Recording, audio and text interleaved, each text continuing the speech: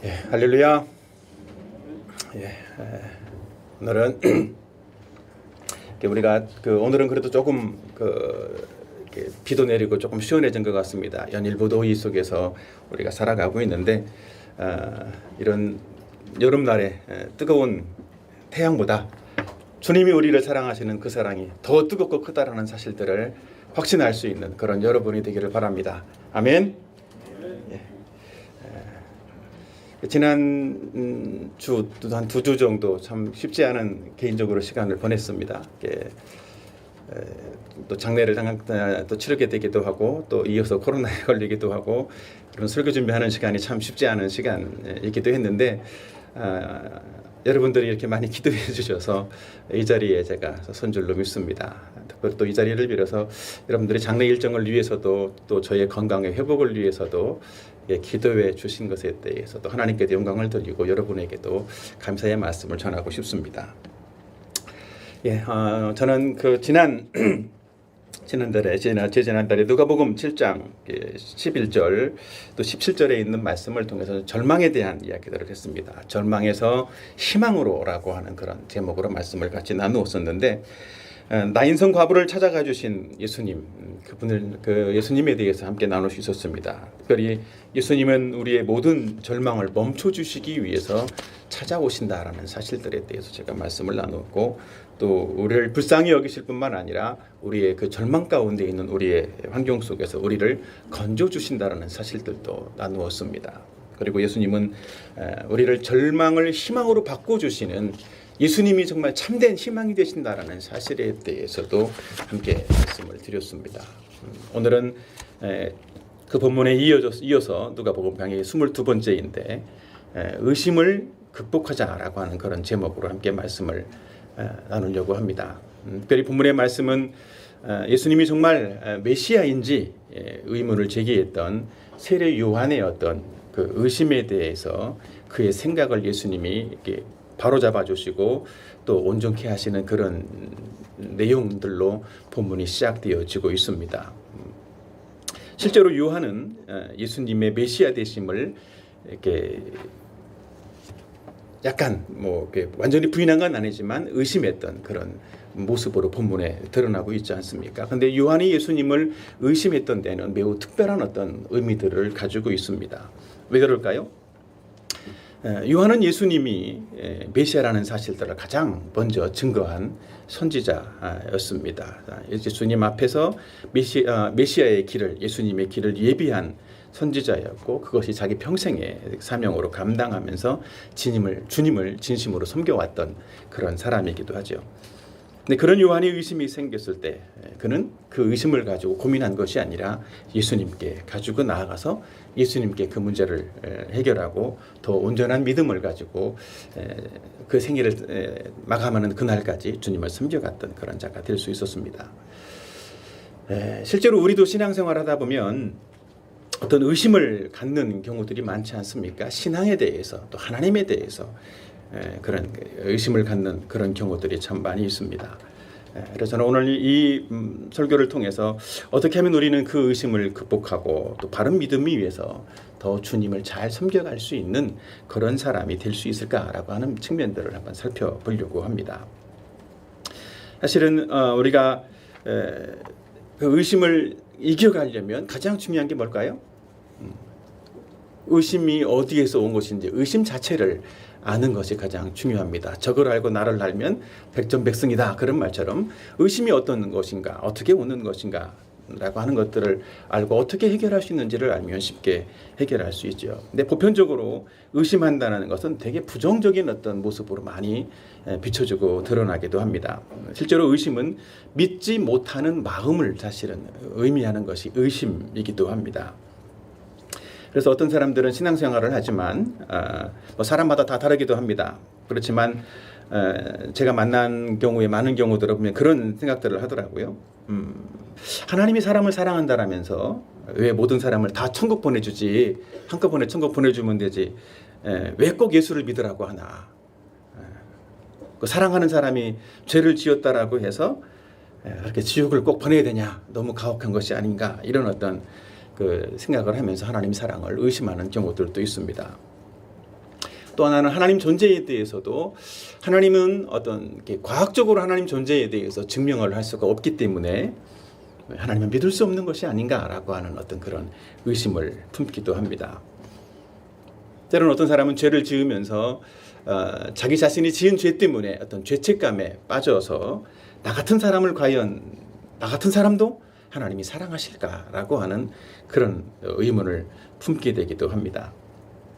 또 어떤 사람들은 정말 열심히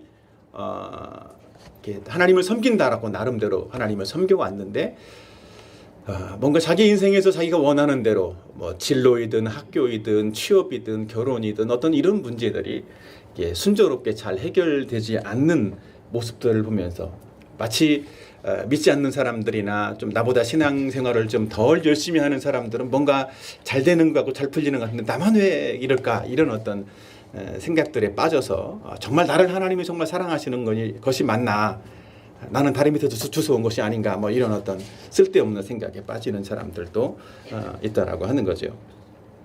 근데 본문은 이렇게 세례 요한이 어떤 의심을 했던 것에 대해서 다루어 주신 것처럼 특별히 이것은 단순하게 세례 요한의 어떤 이야기가 아니라 바로 의심을 품고 있는 저와 여러분의 이야기라고 하는 사실들을 말씀드리고 싶습니다.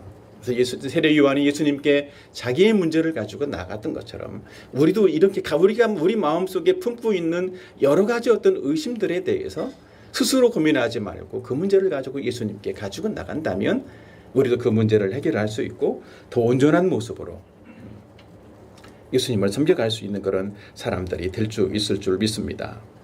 오늘 이 본문의 말씀을 통해서, 오늘 이 설교를 통해서 저와 여러분이 우리 마음속에 가지고 있는 의심의 문제를 어떻게 해결할 것인가라고 하는 문제들을 분명한 그것에 대한 답을 발견하고 찾아가는 그런 시간들이 되었으면 좋겠습니다. 아멘. 첫 번째로 제가 말씀드린 것처럼 첫 번째 대지는 왜 의심이 생기는가라고 하는 것입니다.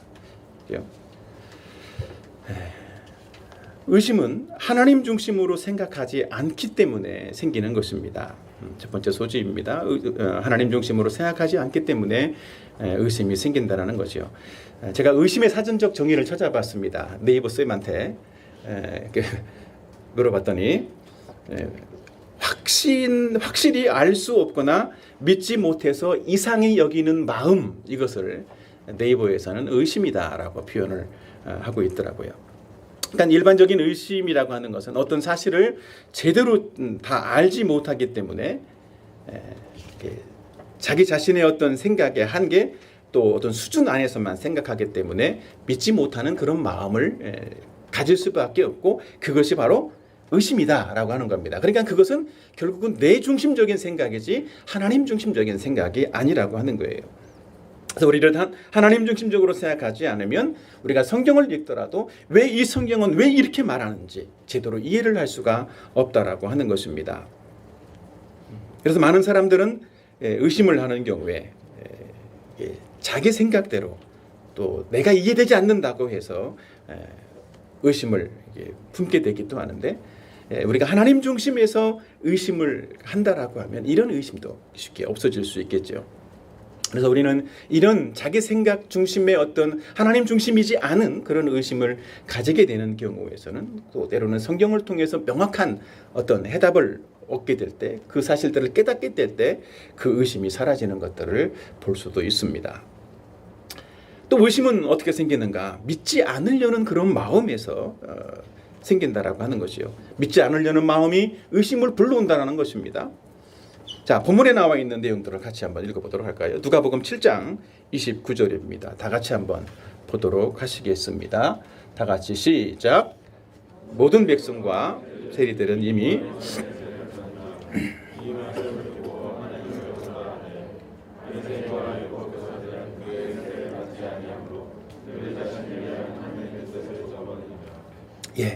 당시에 많은 사람들은 세례 요한이 증거하는 어떤 그 세례를 하나님의 구원 방법과 또 회개의 세례에 대한 부분들을 받아들이고 인정하고 실제로 세례를 받기도 했습니다. 그러나 바리새인과 율법교사들은 이 세례 요한의 세례를 받지 않으므로 그들을 향한 하나님의 뜻을 저버렸다라는 사실들을 본문은 말씀하고 있지 않습니까? 사실은 이 바리새인과 율법학자들은 처음부터 이 믿으려고 하는 그런 마음을 갖지 않고 있었다라는 것입니다. 그들은 그들의 지식이나 그들이 가지고 있었던 어떤 전통과 사고 방식을 가장 옳은 것이다라고 믿고 있었기 때문에 회개의 세례를 외치는 이 요한에 대해서도 못마땅하게 생각을 했습니다.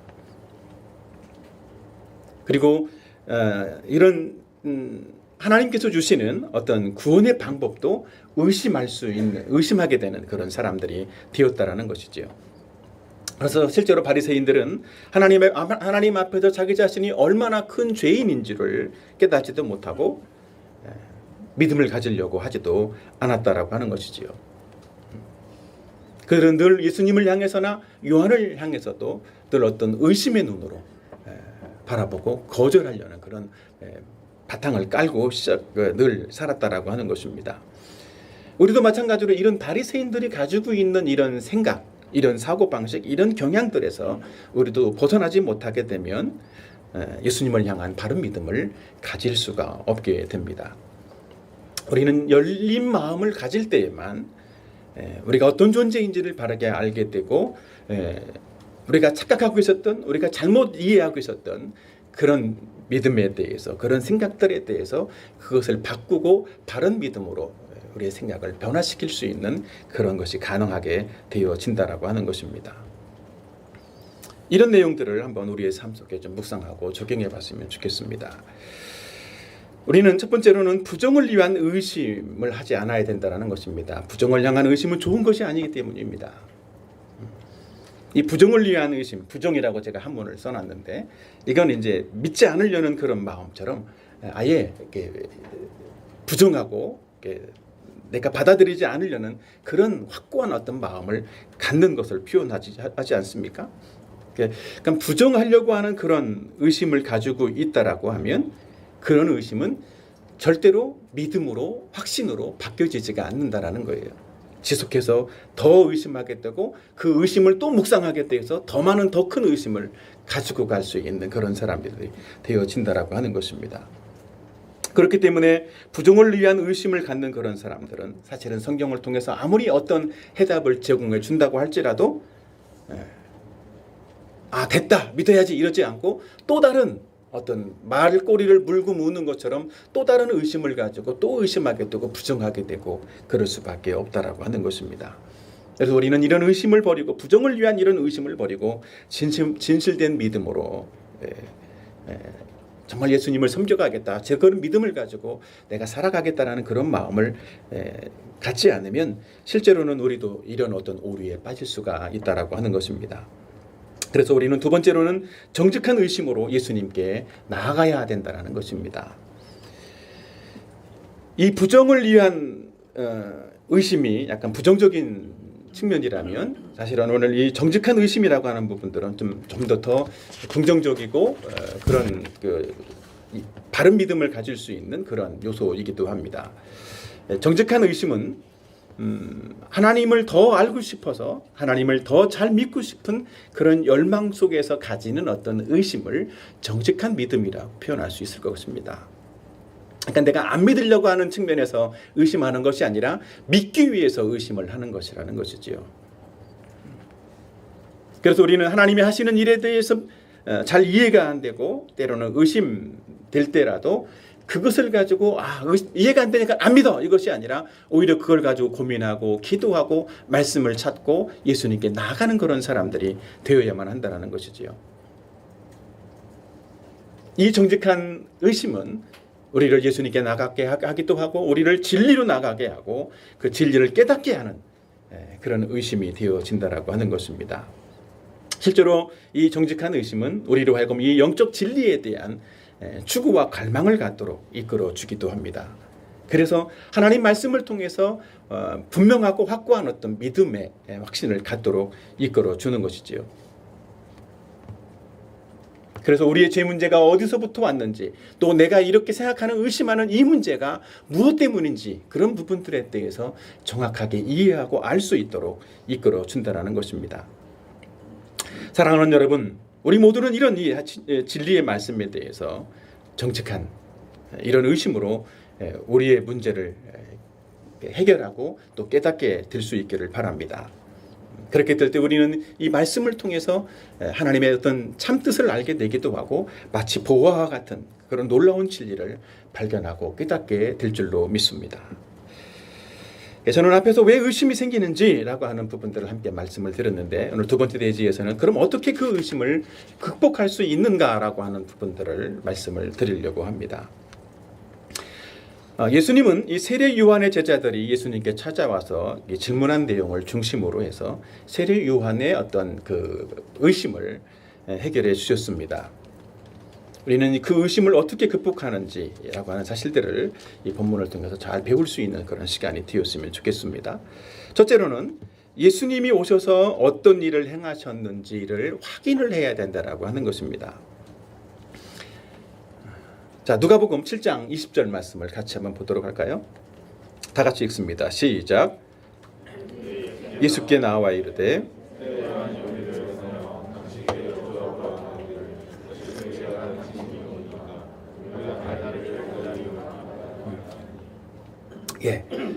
이 본문에 보면 세례 요한이 제자들을 보내서 예수님께 묻습니다. 오실 그이가 당신입니까? 아니면 우리가 또 다른 일을 기다려야 됩니까? 라고 하는 사실들을 보지 않습니까? 왜 이런 질문, 왜 이런 의문 가운데 빠지게 되었을까요? 세례 요한은 예수님을 하나님의 아들로서 메시아로서 증거했던 사람입니다. 그런데 그가 어느 순간 참된 메시아인가 예수님이 이런 어떤 의심을 갖게 되었다라고 하는 거죠. 사실은 지금 이 당시는 요한이 헤롯의 어떤 감옥에 갇혀 있었던 그런 시기였습니다. 어쩌면 이 요한은 내가 곧 죽을 수도 있구나라고 하는 사실들을 인지를 했을 수도 있습니다. 그래서 내가 지금까지 이 예수님이 메시아라는 그리스도라는 사실들을 증거했는데 내가 그동안 증거한 예수님이 정말 메시아인가? 내가 여기서 죽게 되면 정말 나는 이 예수님을 메시아로서 바르게 증거하고 내 생애를 끝내는 것인가? 아니면 그게 아니라면 나는 또 다른 어떤 메시아를 내가 증거를 해야 되는가라고 하는 어떤 그런 약간의 의심 속에 빠지게 되었다라고 하는 것이지요. 사실은 그래서 요한은 자기가 생각했던 어떤 생각들과 메시아가 오시면 이런 할 거야 라고 하는 자기가 생각했던 어떤 그런 것과 예수님의 모습이 좀 다르게 보여졌고 좀 느껴졌기 때문에 이런 의심을 하게 되었다라는 것입니다. 그런데 예수님은 이런 요한의 의심이 어디에서부터 온 것인지 그 문제가 무엇인지를 예수님은 정확하게 간파를 하셨습니다. 그래서 예수님은 예수님의 그 요한의 제자들에게 이렇게 말씀을 했습니다. 너희가 보고 들은 것을 요한에게 가서 말해라. 예수님께 와서 예수님은 따로 이것에 대해서 야 내가 메시아야 이렇게 말하기보다 너희가 보고 들은 것을 요한에게 말해라 이렇게 말했다라는 거죠. 사실은 우리는 의심을 갖게 되는 경우들도 이런 비슷한 의심을 갖게 될 때 우리도 비슷하게 어떤 사실을 보기보다 생각에 잠기는 경우들이 참 많이 있습니다. 만일 우리 마음속에 예수님이 하나님의 아들로 오신 구원자가 정말 맞는가라고 하는 나름대로의 합리적인 어떤 의심을 갖게 된다라면 그 사람은 어떻게 되겠습니까? 자기가 가지고 있는 그 의심이라고 하는 어떤 프레임 속에서 계속 의심을 하기 때문에 예수님이 행하시는 어떤 일들을 보고도 정말 예수님이 구원자인가라는 사실들을 지속해서 의심할 수밖에 없는 사람이 되어진다는 것이죠. 그러나 예수님이 행하신 일들을 있는 그대로 내 생각 말고 사실 그대로를 보고 예수님이 정말 어떤 분인가라는 사실들을 확인하고 믿을 때에만 진짜 믿음을 가지게 된다는 거예요. 우리는 제가 복음을 전하면서 사람들이 많이 의심하는 믿음을 갖지 못하는 어떤 이유 중에 하나를 보면 성경을 쭉 얘기를 해도 그냥 이거는 내 생각과 달라요라는 사실들을 얘기를 하더라고요. 그럼 당연히 다르죠. 내 생각과 성경의 생각이 다른 것이 당연한 거 아닙니까? 당연하니까 성경을 믿으라고 하지. 안 당연하면 너만 믿고 잘 살아라. 이렇게 하지 않겠습니까? 근데 자기 생각을 버리지 못하면 못 믿겠어요 이런다라는 거죠. 그러나 이 사실, 예수님이 어떤 일을 하셨는지, 예수님이 뭘 하시는 분이신지 이런 사실들을 정확하게 알아야 된다는 것입니다. 그럴 때 의심을 극복할 수 있다는 거예요. 더 나아가서 한 가지, 하나님의 약속을 믿어야만 한다는 것입니다. 두 번째 소지입니다. 자, 누가복음 7장 22절을 같이 한번 읽어보도록 하겠습니다. 같이 읽어봅니다. 다 같이 시작. 요한에게 알리되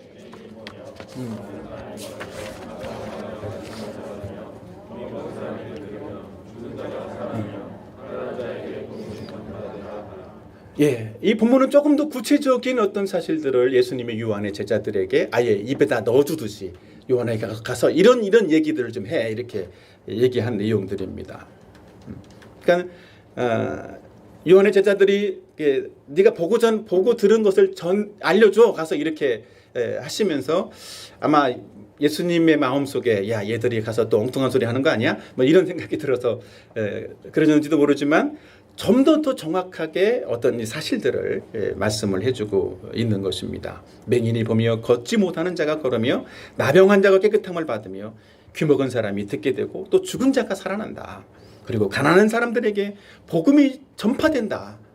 예수님 때문에 그런 일이 일어난다라는 사실들을 요한에게 가서 알리라고 하는 것이지요. 왜 이런 말씀을 하셨겠습니까? 이 말씀을 하신 이유는 무엇이겠습니까? 요한에게 이 말씀을 전하라고 하신 것은 요한이 이것은 사실은 구약 선지자들을 통해서 메시아가 오시면 이런 일을 할 것이다 라는 구약의 예언이 있었는데 예수님은 지금 그 예언을 이루고 있는 중이었다라는 거예요. 근데 요한은 예수님이 행하시는 어떤 일들이 요한이 기대했던 것과 예수님이 이 구약의 예언을 성취하고 있는 이런 모습과 약간 좀 다르게 생각했기 때문에 그것이 문제라는 사실들을 요한에게 분명히 알려주셨던 것입니다. 요한의 문제는 예수님이 구약의 선지자들을 통해서 예언하신 이 내용들에 대해서 지금 잊고 있었다라는 거예요. 그러므로서 요한에게 구약의 예언을 다시 상기시켜 줌으로써 요한이 가지고 있는 이 의심의 문제를 해결해 주셨다라고 하는 것입니다. 실제로 이것은 아마 요한이 바로 듣기만 하면 이것은 무슨 말씀이구나 금방 알아들을 수 있는 그런 내용들이었던 것이지요. 이게 이사야의 말씀 예언입니다. 한번 읽어보도록 하겠습니다. 이사야서 35장 5절 6절을 같이 한번 읽어보도록 하죠. 다 같이 봅니다. 시작. 그때에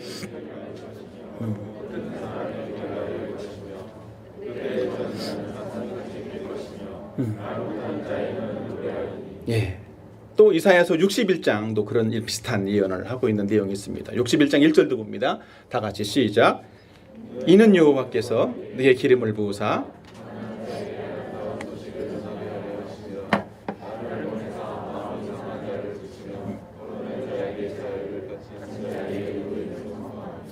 예. 이 세례 요한은 예수님이 메시아라는 사실들을 증거했지만 예수님이 이 구약의 예언대로 이 구약의 예언을 성취하러 오셨고 지금 성취하고 있다라는 사실에 대해서 요한이 놓치고 있었던 그 사실들을 예수님은 요한에게 다시 상기시켜주고 깨닫게 하시고 있다라는 것입니다. 이 사실을 통해서 요한이 가지고 있는 의심의 문제가 해결되고 또 요한은 이 구약의 약속대로 정말 예수님이 오셨구나, 구약의 약속을 지금 이루시고 있구나라는 사실들을 확신하고 자기 생명이 다하는 정말 죽는 그날까지 이 사실들을 확신하는 믿음을 가지고 살게 하셨다는 거예요. 우리도 이런 요한과 같이 의심을 가지는 경우들이 있습니다. 실제로 내 생각과 이건 좀 맞지 않아. 내 생각과 달라.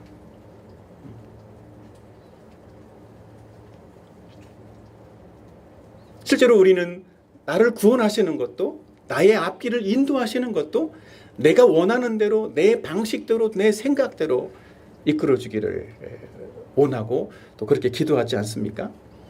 그런데 하나님이 내가 원하는 대로 원하는 방법대로 원하는 시기에 이루어주지 않아요. 그럼 어떻습니까? 그럴 때 의심이 생기죠. 도대체 하나님 나를 사랑하시는 거 맞아? 언제 해주실 건데? 이런 마음들이 우리가 우리 마음속에 우리 마음을 불편하게 하고 의심의 마음을 크게 하는 거죠. 그럴 때 우리가 가져야 될 것이 무엇이겠습니까? 그런 생각, 내 생각을 붙잡지 말고 약속의 말씀을 붙잡아야 되는 거예요. 예수님이 세례 요한에게 구약의 말씀을 알려주신 것처럼 우리는 우리에게 주신 약속의 말씀을 끝까지 붙잡으면 지금 당장 보기에 이 문제가 내가 생각하는 것과 다르게 인도하는 것 같고 뭔가 좀 불편한 것 같고 하나님 뜻이 정말 이루어지는 것인가 맞는가 의심스러울 때라도 끝까지 하나님의 약속을 붙잡으면 그 약속을 통해서 하나님이 나에게 이루어 주시는 것들을 분명히 경험할 수 있게 되어진다는 것입니다. 여러분, 이 말씀을 우리의 삶에 묵상하고 좀 적용해 보도록 하겠습니다. 우리는 우리에게 의심이 찾아올 때 어떻게 해야 되겠습니까? 첫째로 우리는 이미 베풀어 주신 은혜를 기억하는 그런 사람들이 되어야 됩니다. 우리는 지난날 하나님이 우리에게 어떤 은혜를 베풀어 주셨는지, 나를 위해 행하신 일들이 무엇인지를 살펴봄으로써 의심을 물리치고 하나님을 향한 그런 바른 믿음을 가져야만 한다는 것입니다. 자, 이사야서 46장 9절의 말씀을 같이 한번 보겠습니다. 같이 봅니다. 시작. 너희는 옛적 일을 기억하라.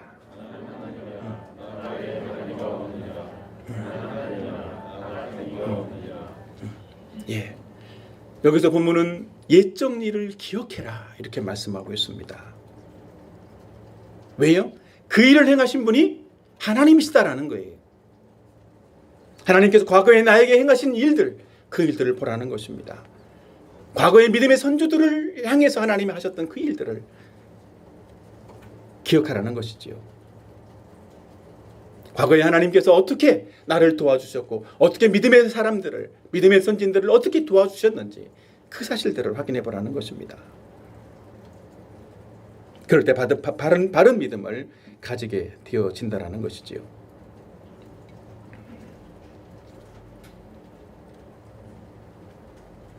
우리는 우리에게 하나님께서 어떤 사랑을 베풀어 주셨는지 그 사랑을 기억할 때에만 우리의 삶 속에서 모든 염려와 두려움과 의심을 물리칠 수 있는 그런 사람들이 되는 줄로 믿습니다. 우리 같이 한번 우리가 잘 아는 말씀 한 구절 한번 보겠습니다.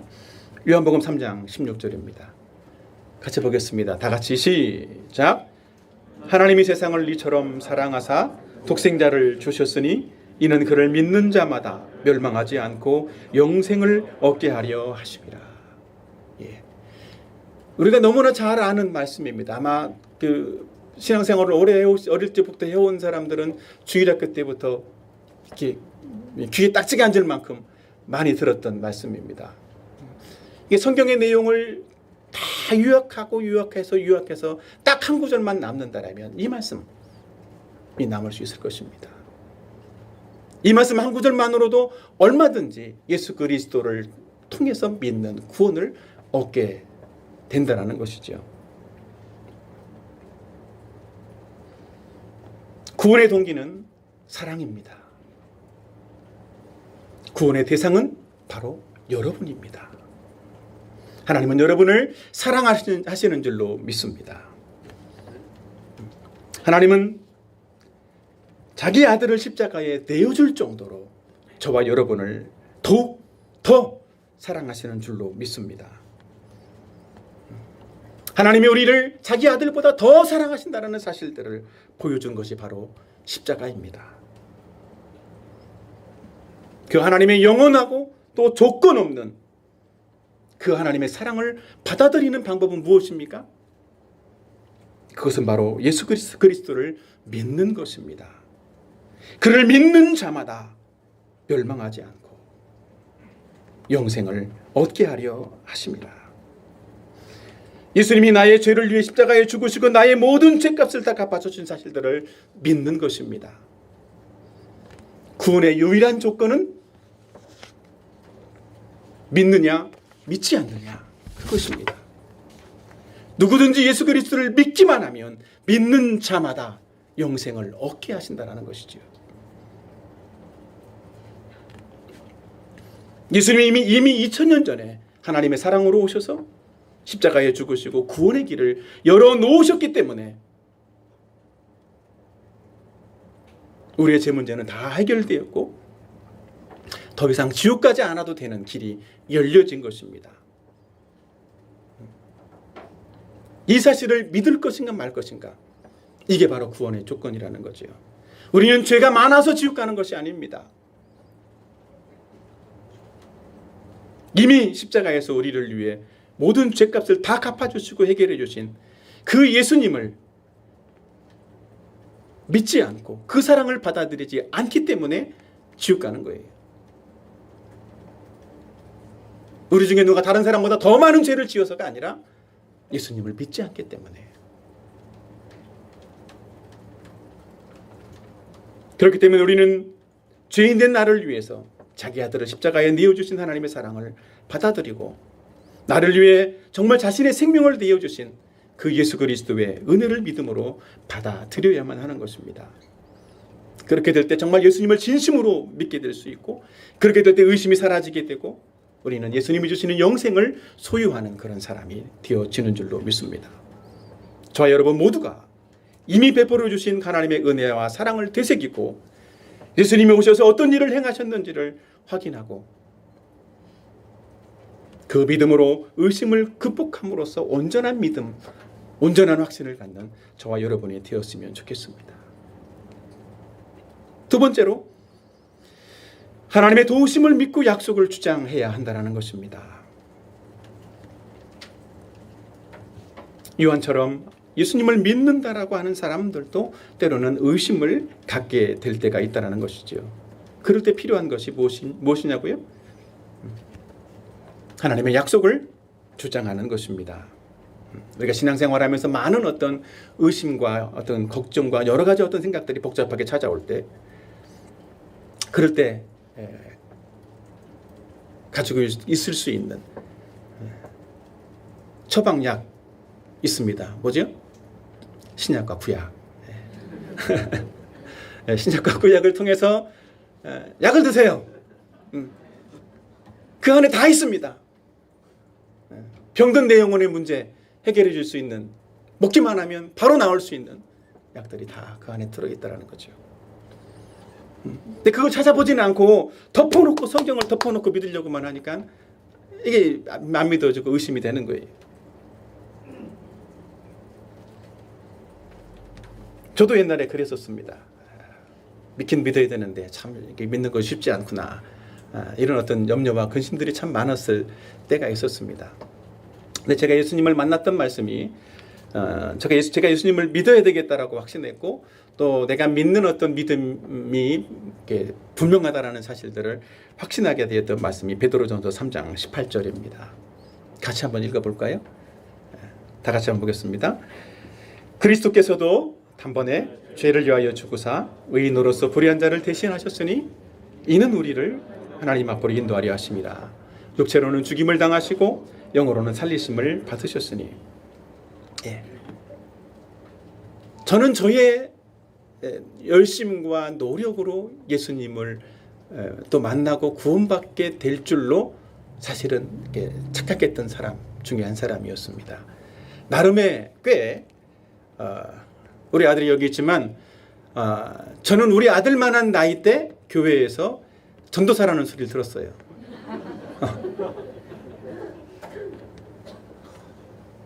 근데 그러니까 꽤 나름대로 뭔가 이렇게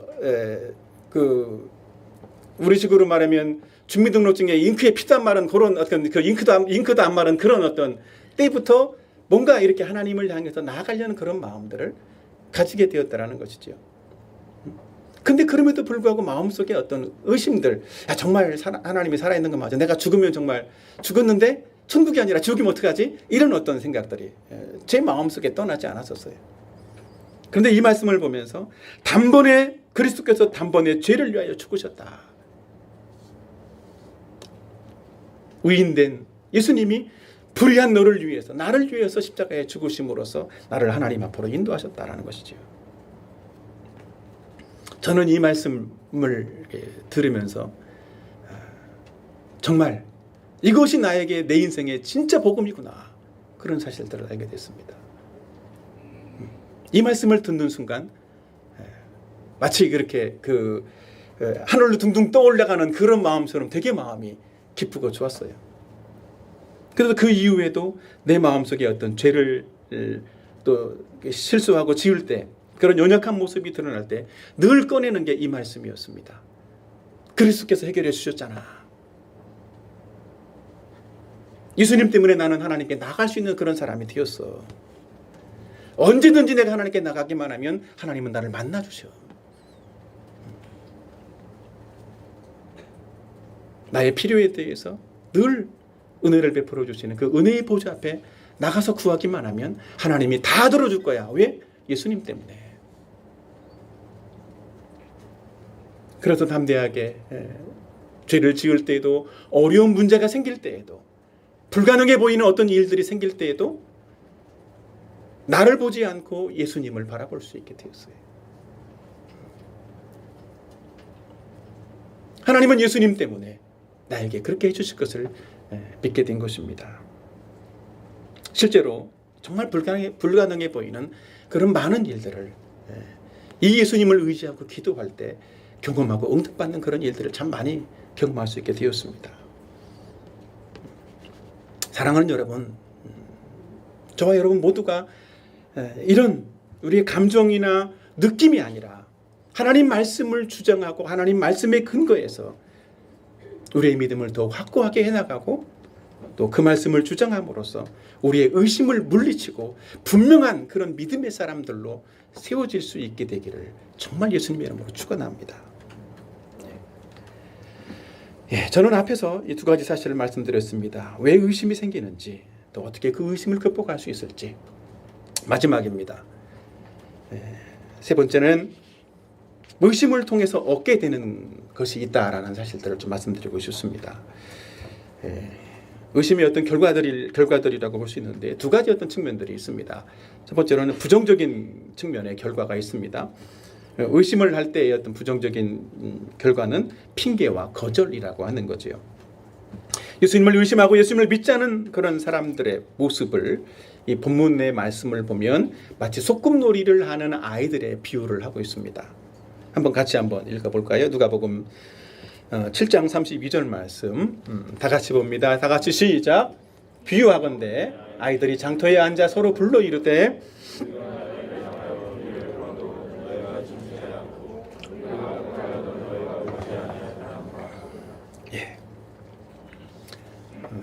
말 그대로 소꿉놀이입니다.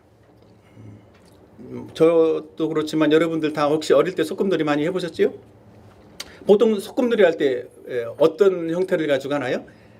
엄마 아빠들이 하는 어떤 일들을 가지고 이렇게 합니다. 그래서 동생하고 여동생하고 남동생 있어도, 누나하고 또 남동생 있어도 마찬가지로 너는 엄마 해, 나는 아빠 할게 이러면서 여보 잘 갔다 올게 뭐 이러면서 이제 이렇게 나가는 식사해 준비됐어요 빨리 오세요 뭐 이러면서 이제 뭔가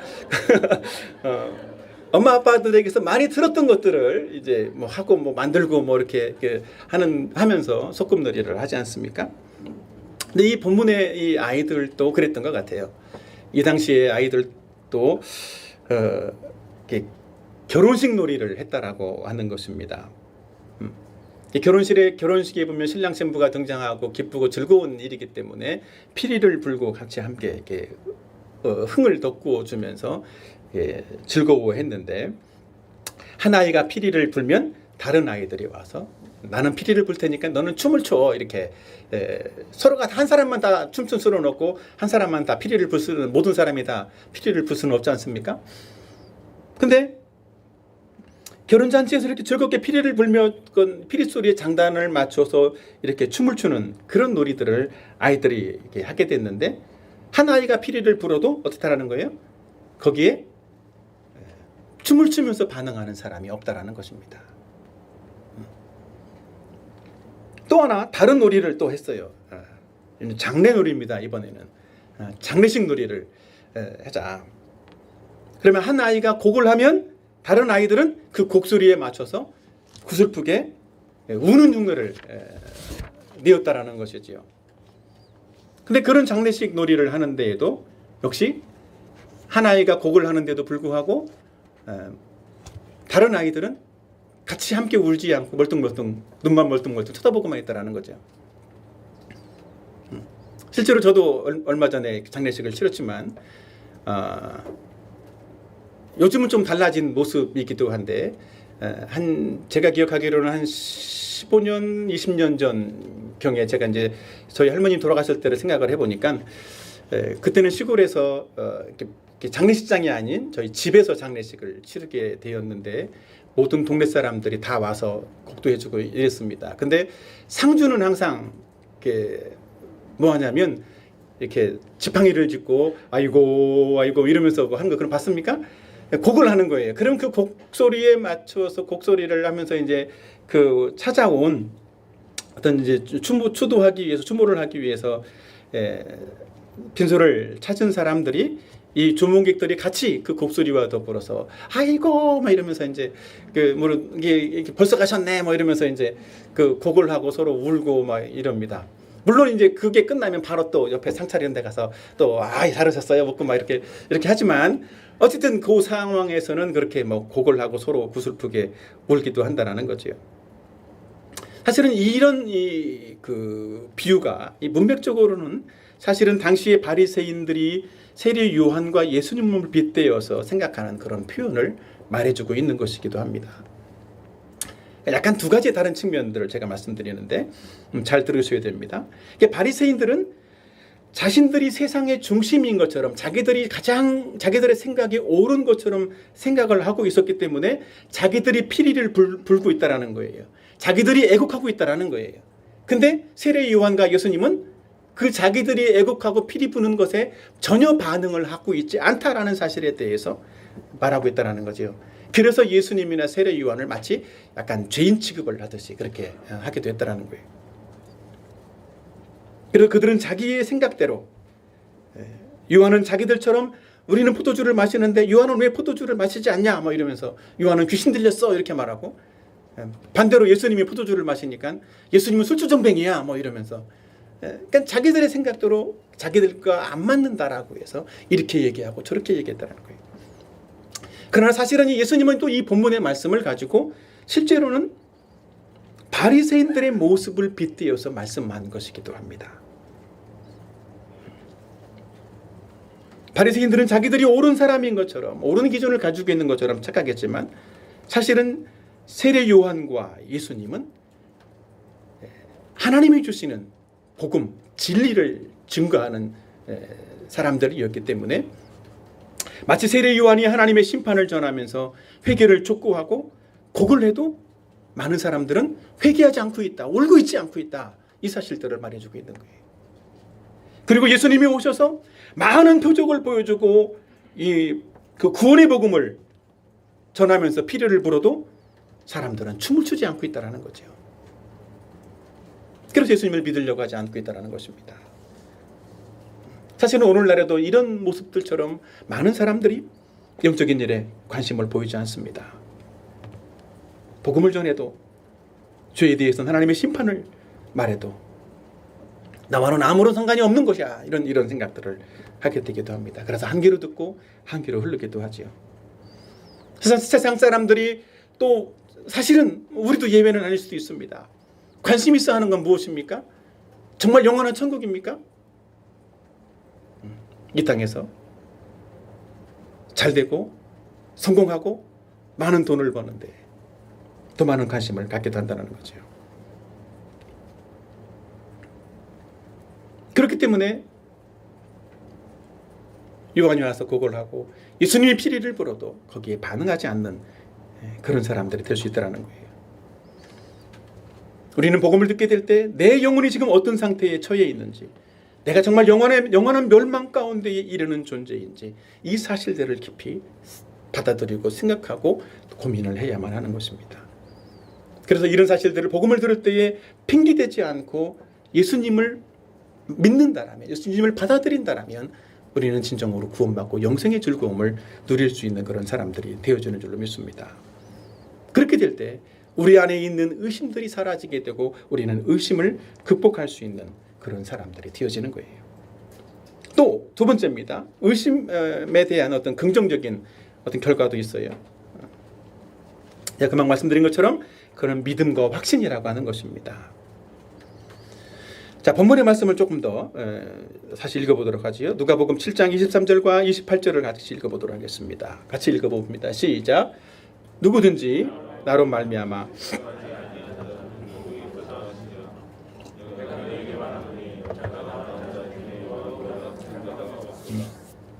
예. 예수님은 어떤 사람이 진정으로 복을 받은 사람인지를 말씀하고 있습니다.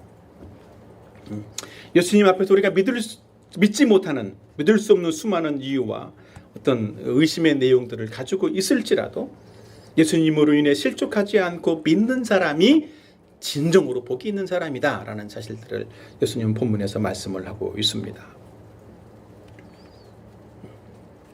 의심하는 것이 하나도 없고 또 모든 복음의 사실이 다 이해되어져야만 믿을 수 있는 것은 아닙니다.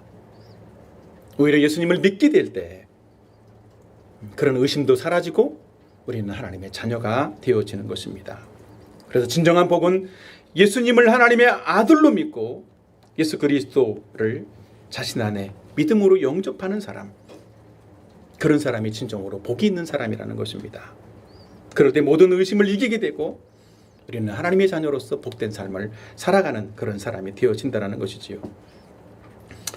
사실은 세례 요한은 예수님의 메시아 되심을 의심했지만 오히려 그의 믿음은 여전히 흔들리지 않았다는 것입니다. 그래서 예수님도 이 세례 요한을 칭찬하시면서 뭐라고 그랬어요? 아까 28절에 여자가 낳은 자 중에 요한보다 큰 자가 없도다. 예수님은 그것을 아신 거죠.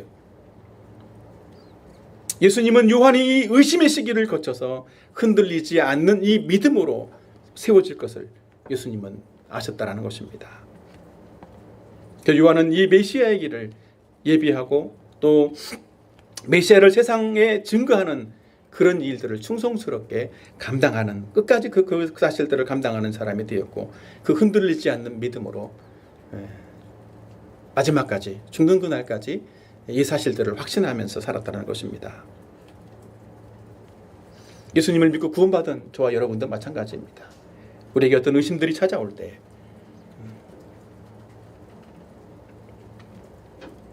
일시적으로 어떤 의심들이 찾아올 수도 있지만 그런 의심으로 인해서 우리의 믿음이 흔들리는 것이 아니라 오히려 더 분명하고 확고한 믿음의 확신을 갖는 저와 여러분들이 되었으면 좋겠습니다. 이 말씀을 우리 삶에 묵상하고 적용을 해보도록 하겠습니다. 우리가 신앙생활할 때 우리에게 의심이 생긴다면 우리는 어떻게 그 의심을 처리해야만 할 것인가? 첫 번째로 예수님을 향한 단순한 믿음을 가져야 합니다. 여러분들이 예수님을 향한 정말 단순한 믿음을 가지기를 바랍니다. 우리가 일시적으로 의심하는 자가 될지라도 단순한 믿음으로 예수님께 믿음의 반응을 보일 때 의심은 극복될 수 있습니다. 의심은 사라지는 것입니다.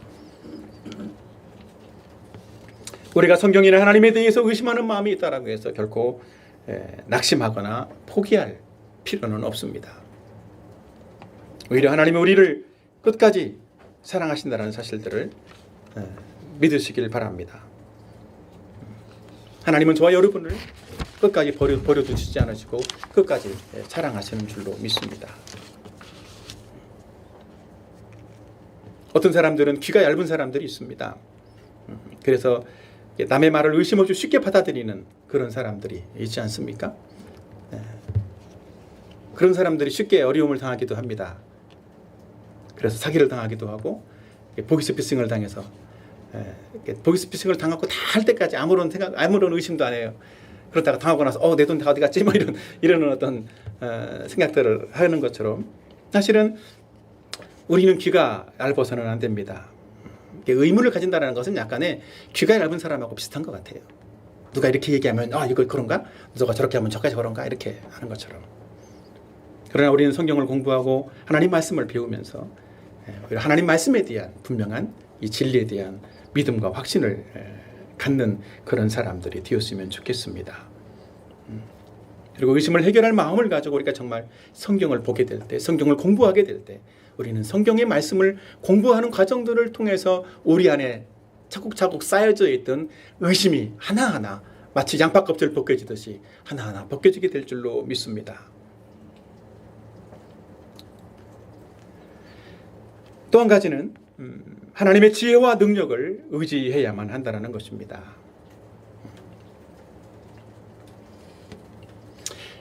지혜와 능력을 가지신 하나님이 우리의 모든 의심을 해결해 줄 줄로 믿어야 하는 것입니다. 예수님을 진심으로 믿고 구원받은 사람들은 어떤 의심을 갖게 된다라고 할지라도 하나님께서 우리의 의심을 사용해서 오히려 더 좋은 믿음의 사람이 되도록 변화시켜 주실 것을 믿어야 한다는 것입니다. 그것이 하나님의 지혜이고 하나님의 능력인 줄로 믿습니다. 세례 요한은 잠시 예수님의 메시아 되심을 의심했지만 바로 그는 그 의심을 물리치고 온전한 믿음을 더 가질 수 있게 되었습니다. 예수님이 요한의 제자들에게 이렇게 가서 말해라 라고 하고 나서 사실은 그 이후에 요한이 더 의심했다든지 어떻게 됐다는 그 얘기가 없습니다. 그걸 보면 더 이상 거론하지 않아도 될 만큼 요한의 믿음이 온전하게 되었다라는 거예요. 그래서 요한은 그 헤롯에 의해서 죽임을 당한다 할지라도 이 자기가 증거한 예수님, 자기가 증거한 그 메시아가 이제 무대의 전면에 드러나고 자기는 스스로 이렇게 무대 뒤로 물러나는 것처럼 그의 생애를 마감할 수가 있었다라고 하는 것이지요. 우리는 때로는 우리의 지혜로 이해할 수 없는 어떤 것들 때문에 의심하는 경우가 생길 수도 있습니다. 그러나 우리의 지혜를 의지하지 말고 하나님의 지혜와 그 능력을 의지하는 저와 여러분이 되었으면 좋겠습니다. 그래서 우리의 의심을 믿음으로 바꿔가고 우리의 의심을 확신으로 바꿔갈 수 있는 저와 여러분의 그런 생애가 되었으면 좋겠습니다. 마지막 한 가지 더, 세 번째로는 성령의 도우심을 믿고 확신해야만 합니다. 성령은 하나님께서 계획하시고 예수님을 통해서 이루신 구원과 믿음을 더욱 온전하게 해주시는 분이십니다. 우리 안에 역사하시고 우리 안에 계시는 분이시지요. 우리는 성령의 도우심을 믿고 의지할 때 우리 마음속에 생기는 여러 가지 의심과 어떤 여러 가지 복잡한 생각들을 다 물리치고 이기고 극복하고 해결할 수 있게 되는 줄로 믿습니다. 예수님 당시의 바리새이들은 세례 요한이나 예수님이 자신들의 생각과 다르다는 이유로 여러 가지 핑계를 대면서 예수님을 믿지 않고 거절했습니다. 만일 우리가 예수님을 믿고 오늘 이 시간에 이렇게 나와서 예배를 드리고 있다라면 이미 성령께서 우리 안에 은혜를 주신 거예요. 이 시간에 나와 있는 여러분들은 성령의 이미 도우심을 받은 사람들이라고 하는 것입니다. 그렇기 때문에 지금까지도 나에게 성령께서 도와주셨고 은혜를 주신 것처럼 앞으로도 더 굳건한 믿음을 주시라고 성령께 나가서 기도하고 의지하고 도우심을 구하라는 것이지요. 왜 나는 믿음이 더 견고해지지 않을까? 그 자체로 고민하고 묵상하지 마시길 바랍니다. 오히려 말씀을 묵상하고 말씀을 받아들이고 그 말씀을 통해서 성령께서 내게 주시는 깨달음을 얻고 성령을 의지함으로써 더 분명한 믿음의 확신 가운데 거하는 저와 여러분이 되었으면 좋겠습니다. 오늘 이 말씀을 듣는 저와 여러분 모두가 정말 성령의 능력과 도우심을 의지해서 모든 의심과 이 부정적인 어떤 마음들을 무너뜨리고 더 온전한 그런 믿음의 사람이 되고 더 주님을 잘 섬겨갈 수 있는 그런 사람들이 될 수 있기를 예수님의 이름으로 축원합니다. 아멘. 말씀을 정리하고 마치겠습니다. 첫 번째, 하나님 중심적이지 않고 믿지 않으려는 마음이 의심을 불러온다라는 사실을 제가 말씀드렸습니다. 두 번째, 그리스도께서 행하신 일과 약속을 믿고 의지함으로써 우리의 의심을 극복해야 된다라는 것을 말씀드렸습니다. 세 번째로는 의심을 통해서 더욱 믿음이 온전해지고 주님을 더 잘 섬길 수 있는 그런 사람이 되어야 한다라는 사실들을 말씀드렸습니다. 오늘 이 말씀을 기억하시고 또 이 말씀을 가지고 우리도 내 중심적인 생각이 있다라면 그 내 중심적인 생각 내려놓고 하나님 중심적인 생각을 받아들이고 하나님의 약속과 하나님 예수 그리스도가 행하신 그 일들을 내가 받아들이고 믿음으로써 더 온전한 사람이 될 수 있도록 해달라고 같이 이 시간 기도할 수 있는 그런 시간을 가졌으면 좋겠습니다. 그래서 우리가 염려하고 있는 것, 우리가 의심하고 있었던 것, 그 모든 것들이 다 무너지고 극복되어지고 더 온전한 믿음으로 예수 그리스도를 믿고 더 기쁘고 즐거운 정말 진정한 자유를 누리는 그런 신앙생활을 하는 그런 삶이 되게 해달라고 같이 합심해서 기도하겠습니다. 기도하겠습니다.